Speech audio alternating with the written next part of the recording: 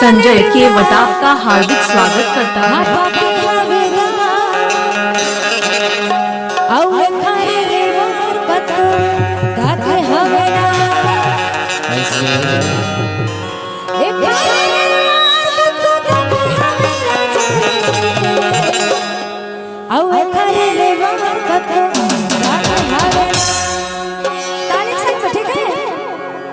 मोर बारी में पतार टूरा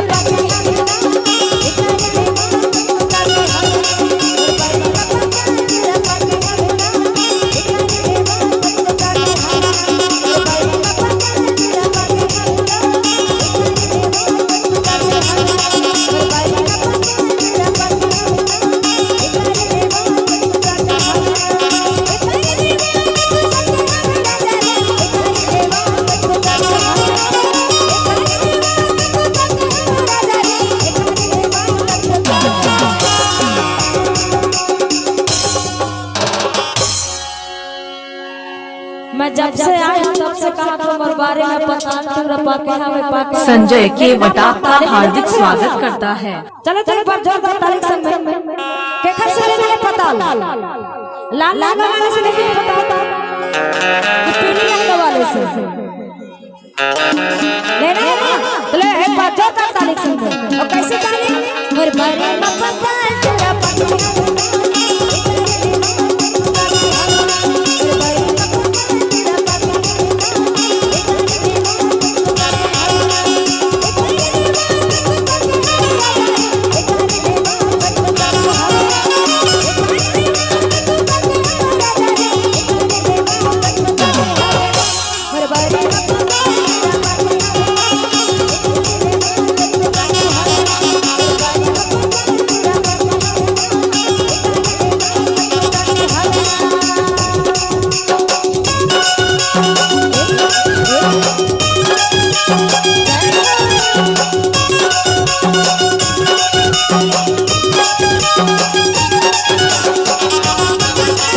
संजय के वटाव का हार्दिक स्वागत करता है।